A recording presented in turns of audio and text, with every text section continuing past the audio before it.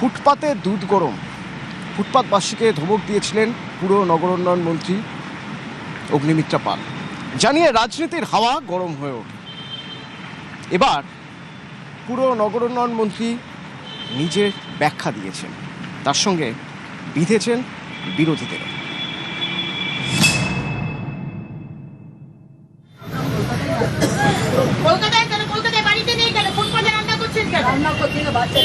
কেন এখানে দুধ গরম করে ফুটপাতের মতো বাচ্চা দুধ গরম হবে? মজা পেয়েছে নাকি? স্টোভ চালিয়ে এখানে বাচ্চা দুধ গরম হবে?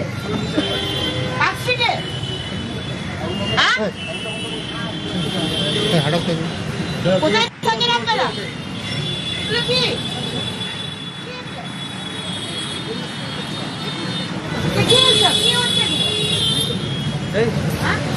নতুন হয়েছে নাকি? নতুন ডেভেলপমেন্ট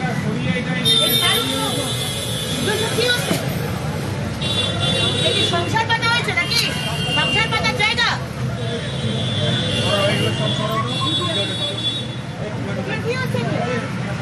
আপনাকে কে অধিকার দিয়েছে এখানে বাড়ি বানাবো সংসার পাতার? আপনারা কোথা থেকে এসছেন? বাড়ি কোথায়? বাড়ি কোথায়? হ্যাঁ, এখানে এসছেন কেন? হ্যাঁ, শহরে একটা নিয়ম আছে,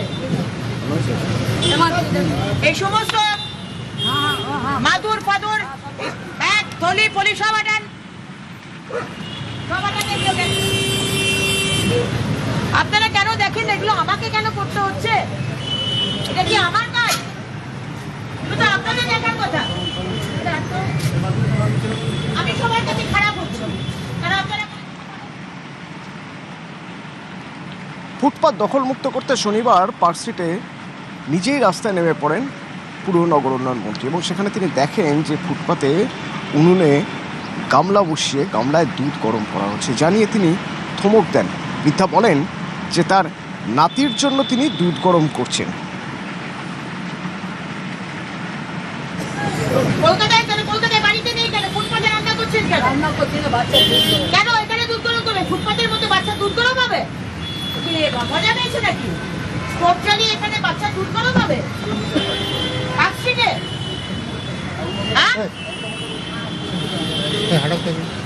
কোথায় থাকেন আপনারা?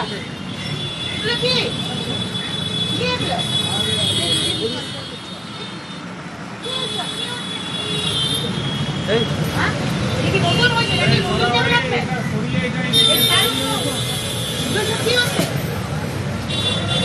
সংসার পাতা হয়েছে নাকি?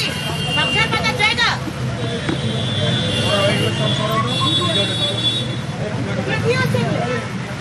আপনাকে কে অধিকার দিয়েছে এখানে বাড়ি বানাবো সংসার পাতার? আপনারা কোথা থেকে এসছেন? বাড়ি কোথায়? বাড়ি কোথায়?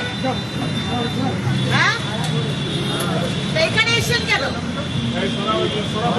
হ্যাঁ, শহরে একটা নিয়ম আছে, এই সমস্ত মাদুর ফাদুর ব্যাগ থলি ফলি সব আনেন। আপনারা কেন দেখেন এগুলো? আমাকে কেন করতে হচ্ছে? এটা কি আমার কাজ? এটা আপনাদের দেখার কথা। আমি সবার কাছে খারাপ হচ্ছি কারণ আপনারা পার্কস্ট্রিটে ফুটপাত দখলমুক্ত করার কাজ করছে সরকার, এই ভিডিও মন্ত্রী পোস্ট করেন সোশ্যাল মিডিয়ায়, এবং তারপর সোশ্যাল মিডিয়ার একাংশের সমালোচনার ঝড়।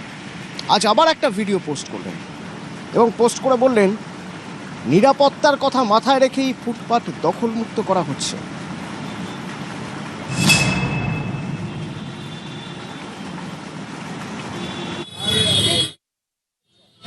ফিস্কু স্ট্রিটের মতো একটা বিজি রাস্তা, সমানে যেখানে গাড়ি যাচ্ছে, দুপুর 2টোর সময় রাস্তার পাশেই খুব উঁচু ফুটপাত নয়, রাস্তার সাথে অলমোস্ট একই লেভেলের একটা ফুটপাত, হয়তো 10 ইঞ্চি উঁচু, একটা 6 মাসের বাচ্চা হামাগুড়ি দিচ্ছে।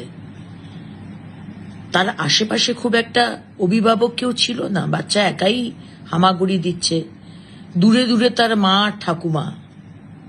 আর যদি অ্যাক্সিডেন্ট হয় কে দায় নেবে? ওই ফুটপাতের মধ্যে কেরোসিন স্টোভে 1 গামলা দুধ জাল দেওয়া হচ্ছে। 1 গামলা দুধ ওই 6 মাসের বাচ্চা খাবে? আর স্টোভে আগুন জ্বালিয়ে যে রাস্তা দিয়ে, যে ফুটপাত দিয়ে অনবরত লোক যাচ্ছে, ছোট বাচ্চারা স্কুল থেকে যাচ্ছে, যে কোনো সময় অ্যাক্সিডেন্ট হবে। আর যদি অ্যাক্সিডেন্ট হয়, কে দায় নেবে? এই পরিবারকে আগেও বলা হয়েছে, আপনারা নিজের বাড়িতে চলে যান, হোমে থাকুন। এই ক্যামেরাতেই তো মহিলা বলছেন আমাকে, আমি ধাপাতে থাকি। আচ্ছা বলুন, ধাপাতে যদি থাকেন, তাহলে পার্ক স্ট্রিট, ফ্রি স্কুল স্ট্রিটের ফুটপাতে এসে দুধ জাল দিচ্ছেন কেন? বারবার বলার পরেও। কিন্তু মন্ত্রীর ভূমিকা নিয়ে সরব বিরোধীরা। যেটুকু দেখেছি আমরা ভিডিওতে, দুধ গরম হচ্ছিল, পুলিশ নিয়ে এসে মন্ত্রী বলছেন যে কেন দুধ গরম করা হচ্ছে। তাতে মহিলা বলছিলেন যে বাচ্চার জন্য দুধ গরম করছি। আমি 100 বার ফুটপাত ফ্রি রাখার পক্ষে, কিন্তু আমাদের দেশে, আমাদের আর্থসামাজিক পরিস্থিতিতে তার একটা মানবিক মুখ থাকা উচিত। মানুষ ফুটপাতে থাকেন এই বাচ্চা নিয়ে, মানুষ ফুটপাতে, তারা কেউ স্বেচ্ছায় ফুটপাতে নেই, ওনাদেরও ইচ্ছা করে কোনো ঘরে থাকার। আমাদের পরম সৌভাগ্য যে আমরা একটা বাড়ি পেয়েছি, আর এরা বাড়ি পায়নি। কলকাতায় বাড়িতে নেই কেন? ফুটপাতে রান্না করছেন কেন? রান্না করছি না, বাচ্চা কেন এখানে দুধ গরম করবে? ফুটপাতের মধ্যে বাচ্চা দুধ গরম হবে? কি মজা পেয়েছে নাকি? স্টোভ চালিয়ে এখানে বাচ্চা দুধ গরম হবে? পাল্টা বিরোধীদের জবাব দিয়েছেন পুর নগর উন্নয়ন মন্ত্রীও। ফুটপাত না বড় লোকে, না গরিব মানুষের, ফুটপাত মানুষের জন্য। সুপ্রিম কোর্ট তার রায় দিয়েছেন, ফুটপাতকে মানুষের চলাফেরার জন্য ফ্রি রাখতে হবে। ইল্লিগাল পার্কিং যদি হাঁটাই, সেখানে আপনাদের প্রবলেম হচ্ছে, কেন ইল্লিগাল পার্কিং হাঁটানো হচ্ছে? আর যদি ফুটপাতে বলা হয় যে 3 ভাগের 1 ভাগ ফুটপাতের হকার থাকুক, 3 ভাগের 2 ভাগ পেডেস্ট্রিয়ানের জন্য, পথচারীদের জন্য ছেড়ে দিন, সেখানেও আপনাদের অসুবিধে। আর যদি বলা হচ্ছে এই কেরোসিনের স্টোভ জ্বালাবেন না, সেখানেও আপনাদের অসুবিধে। 28 বছর, 34 বছর, 15 বছর কেন এই মানুষগুলোর মাথায় ছাদ দেননি? আমরা মানুষের জন্য কাজ করব, সে আপনাদের যতই বিরোধীদের খারাপ লাগুক। এবং কেন খারাপ লাগছে সেটা আমরা বুঝতে পারছি।